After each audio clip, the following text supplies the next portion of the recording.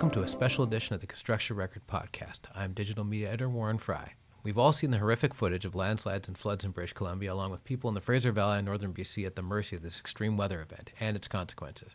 Journal of Commerce staff writer Russell Hixson spoke to experts about the underlying conditions that allowed heavy rains to cascade into a state of emergency in British Columbia. And we've released a special podcast along with the rest of our coverage of this emergency. First, here's Russell's interview with University of British Columbia Department of Earth, Ocean and Atmospheric Sciences Associate Professor Brett Gilley, who's worried this might be our new normal.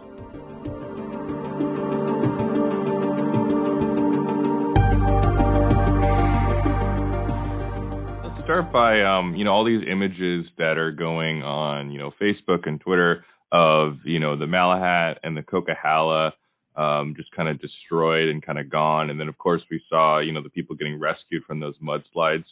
From your perspective, what are we looking at when we see those roads destroyed and those mudslides happening? What sort of forces are at work causing that? There's kind of two things that have been taken out the road. So one is at the bridges, when it crosses over creeks, you get debris flows and mudslides that are happening. Mm-hmm. And then a few of the things I think I've seen on the Coquihalla, for example, is where the river changed its course. They say avulsed, and sort of cut underneath and undercut the road. So there's a couple places where that's happened. And so both of them are issues. The river changing its path can potentially be a larger one because you might have to find a new place to go or bridge that area where there wasn't a bridge before. But, rivers move, especially during floods, so that's not a huge surprise. We don't like them to move, but right. They do. But the one that's really sort of most alarming to me is these landslides. And so basically, because we're in a mountainous area, we have a risk of landslide anywhere, and debris flows are particularly tricky because the whole area in the creek, the whole area that the creek drains up above the road will be the drainage basin that can be affected, and any sort of landslide that starts in that area, if it's big enough, it'll start picking up trees and then eventually get down to the creek. And then you have this wall of rocks and trees and mud and water comes ripping down. And that's what tends to take out those bridges. And also what blocked the Highway 7 there and trapped those people. And so we've been lucky. I believe only one person is confirmed dead from landslides. Right, that's what I've heard as well.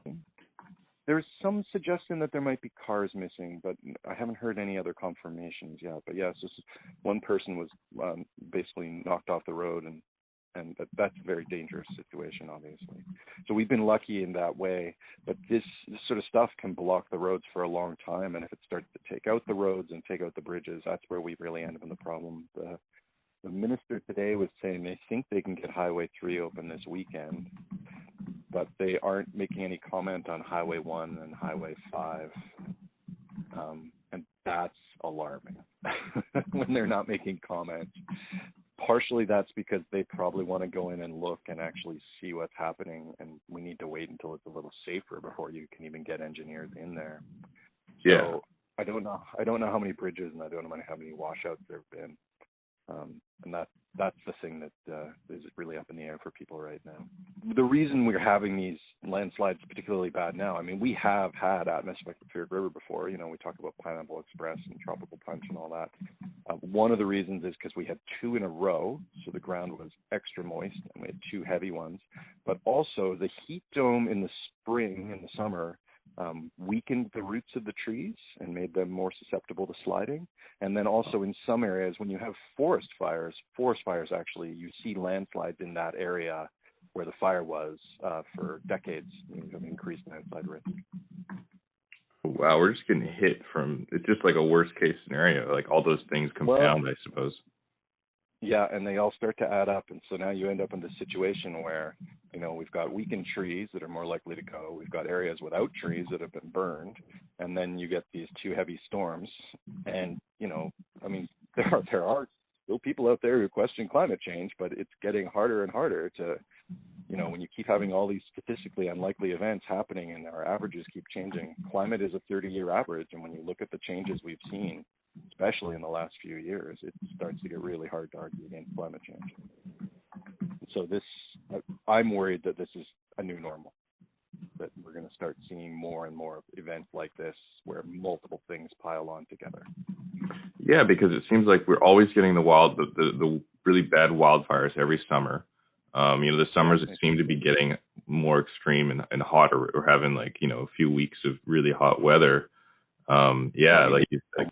Unprecedented, right? I mean, yeah. we haven't had that in this area before. We're breaking records every year, it feels like now. Yeah, that's right. That's not a good place to be. Yeah, and No. So the concern is that. So what we have to start to look at is how we're going to deal with this, because we have to have roads through the mountains, and the mountains are this hazardous area. So whenever they build new things, they can have a lot of engineering in there, and build better and hopefully stronger. But it's still really hard if a river decides it's going to change its course. I mean, there's not a lot you can do to stop it, and you have to know it's going to happen. And so one thing that we do is we create things called hazard maps, specifically for landslides. They tend to do this for towns, and you say where are the areas that are under the most risk and which is a higher risk. But they do this a little bit for highway corridors as well. I mean, if you take the Coquihalla Highway, you can see that they've done this in certain ways for avalanches, for example. The Great Bear snowshed on Highway 5 is a good example that's been designed so that avalanches will just roll over the top and not impact the road at all. And so we know areas that are concerning, and so the hope is that we can build something to mitigate the damage. Like you said, when we're building something new, we can, have a lot of engineering and thought go into it. But what about some of these existing roads that have been around for a long time that maybe weren't built knowing that, conditions were going to change like this? Are there ways to go in and stabilize these slopes and these mountainous areas where, like you said, their trees may be gone or may have weaker roots? I mean, because there's stuff that we can do. Yes, but there's too much to do all at once, right? There's no way we can stabilize every slope in the province. And so what they tend to do is pick and choose with the limited resources where they're going to work on stuff. And so one of the sort of key moves of the 2010 Olympics was deciding to upgrade Highway 99. And that's not an accident. We spent a lot of money on that road. That was a much more dangerous road before. And so there are actually, it's a good example of places where a lot of engineering has been done. There's a few places on Highway 99 that are extremely dangerous, and they've done what they can there. But we sort of have three options when it comes to dealing with landslides. We can try to stop the landslide from happening. We can try to let it happen and hope that we either guide it out of the way or minimize the damage, come in and clean it up afterwards, or we can move whatever we've built. And that last one is obviously the most expensive. And in BC, I mean, one valley is often going to be similar to another. So moving it isn't really an option.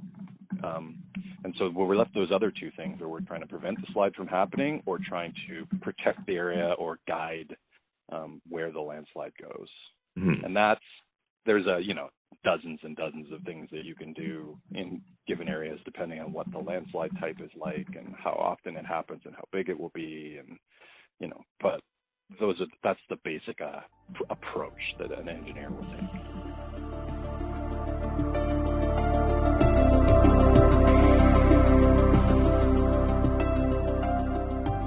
Next, Russell interviewed University of British Columbia Department of Geography professor Simon Donner about the record-breaking rainfall combined with previous weather events, which led to this emergency.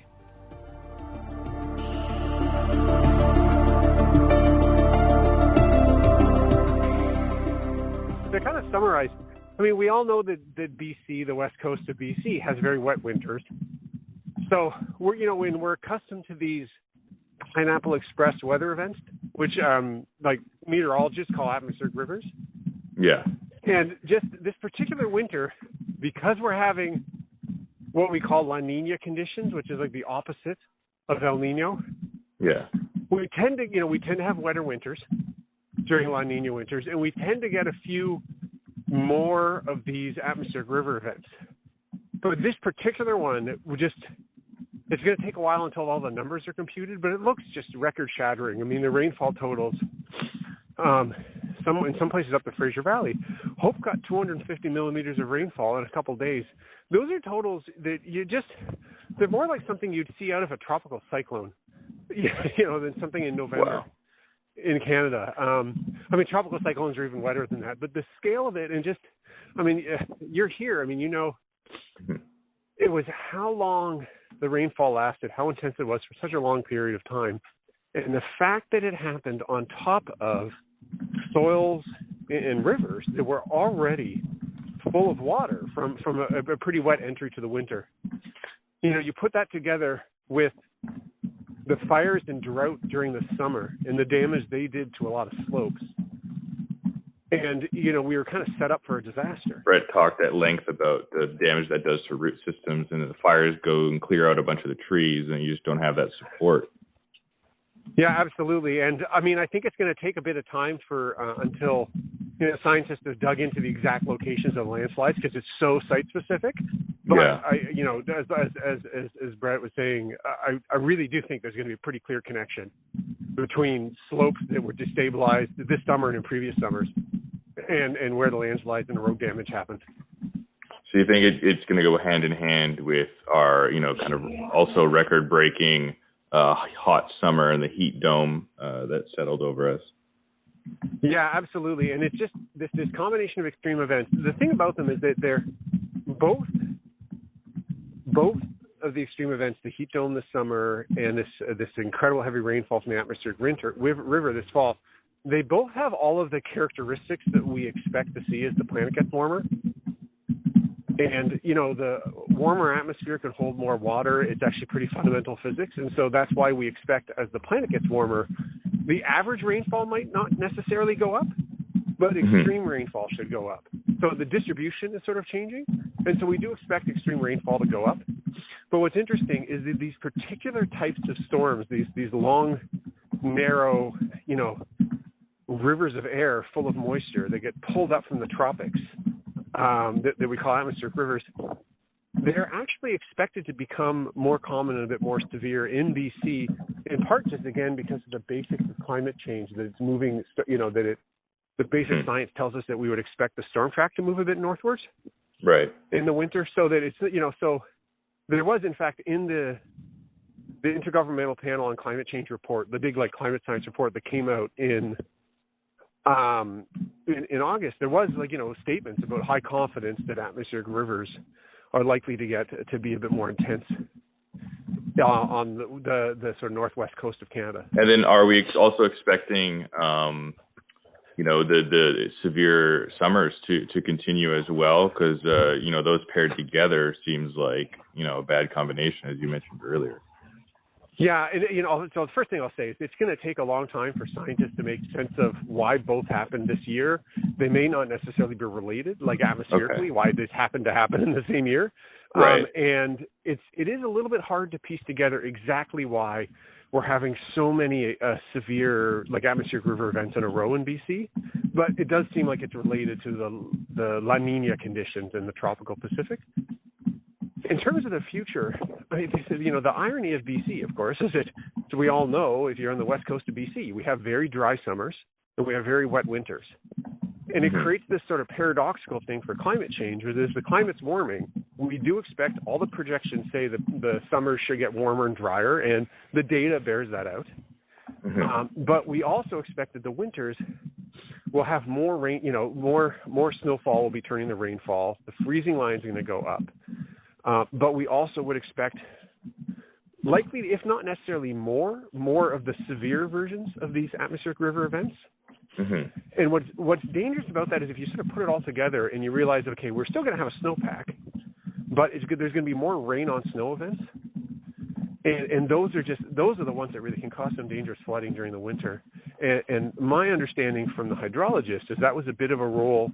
What just happened is we already had some snow on the ground, in the high mountain areas. Right. But it was pretty thin snowpack, so it was really easy to melt it. Whereas you have a really thick snowpack and rain falls on top, you don't quite get the same level of runoff. It was like it's thin. And or it doesn't happen as quickly. So we're getting this. BC has just been ground zero this year. We're getting this incredible preview of the future. This doesn't mean we're going to have heat domes every summer, and it doesn't mean we're going to have record flooding and record rainfall every year either. These are, particularly the heat dome, was even in today's climate an extremely rare event. Like there is not even close to anything in recorded history such that it's hard to even do the statistics of what the odds are of it happening. Right. Because it kind of blows that, like you can't do the calculation. It blew everything up, basically. So it's almost like unfair to even be like that's all climate change, because even with, the climate warming, that is still a freak event, right? Yeah, exactly. And that's the thing. I'm always a little bit nervous of saying, I mean, clearly climate change played a role in this event. Right. But I'm always wary about how we talk about it because I don't want to give the false expectation that people think every summer is going to be like that. These have all the ingredients that you expect to see out of a climate event. I just don't want people to understand that even as the climate changes, it doesn't mean we'll have severe heat dome events every summer and we'll have record-breaking flooding every winter, because there's still year-to-year variability. Yeah. But the projections do say we would see heat waves become more frequent and more extreme. We'd see heavy rainfall become more frequent and more extreme. And we'd specifically likely see more of these atmospheric rivers. And the atmospheric rivers particularly worry me because of the warming shifting more snow into rainfall. And so now these events are going to mean rain falling. Like usually when they happen, it's warm enough that rain's falling even at high altitude. But in the future, as it continues to warm, these events are going to be largely rain, even really high up in the mountains. And so if you already had some snow, it just means flooding at unusual times of the year. I guess my next question would be, I guess the data's still coming in, like you said, they're going to keep studying this. But, as we, build the province's infrastructure, as we repair these roads and start, planning, the next roads and bridges and various things, how do we be more resilient? How do we prevent these things from happening? Or can we just, is there not much you can do about, when a river just decides to change its course? You just kind of got to get out of the way. Well, I mean, it's such an important question for the construction industry that any planning you do for building in areas of low elevation, whether it's near the coast or close to a floodplain, there's always this question about what your planning standard should be. Are you building for a 100-year flood or a 200-year flood, right?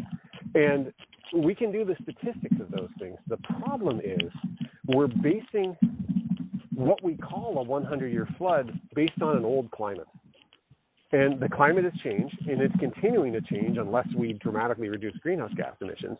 And so we really kind of need to update the planning standards. That's not necessarily something that the industry can do on its own, right? That's something for government. But I think it's definitely a conversation between the industry and government because, let's just see these people in Abbotsford who are realizing, whoa, I didn't think my home was in the floodplain. Yeah. Well, probably according to the old maps, it wasn't, but it should be considered in one now. And it's not their fault, and it's not their builder's fault that they didn't know. We need to update the maps, right? So, and so I really think that's like sort of step one is really pushing government, and it's kind of one of these mix of provincial and federal things to make sure our floodplain maps and our planning standards are set for not just for the climate of today, but for the climate of the future. Because if you're building a house or if you're building a hospital, right, you're expecting it to be there for many decades. Yeah. And so you want to make sure that you're taking into account what the climate's going to look like. And I do think this is possible, but it takes will and it takes work. All right. Is there anything else you'd like to add, Simon?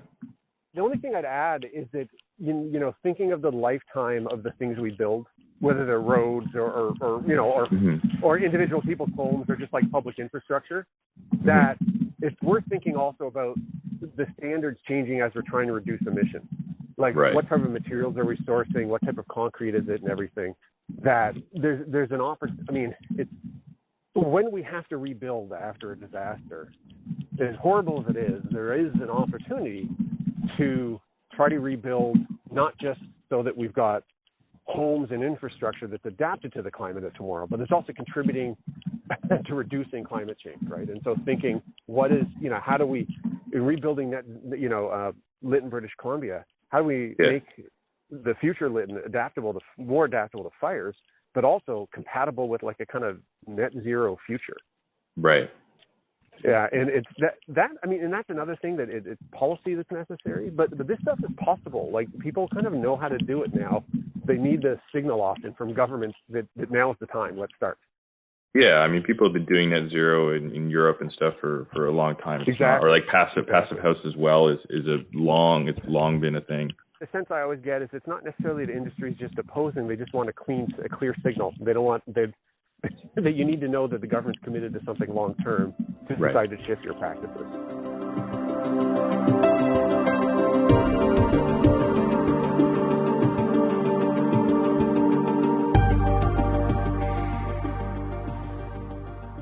Thanks for listening to this special edition of the Construction Record Podcast, and please check out all our ongoing coverage of the state of emergency in BC.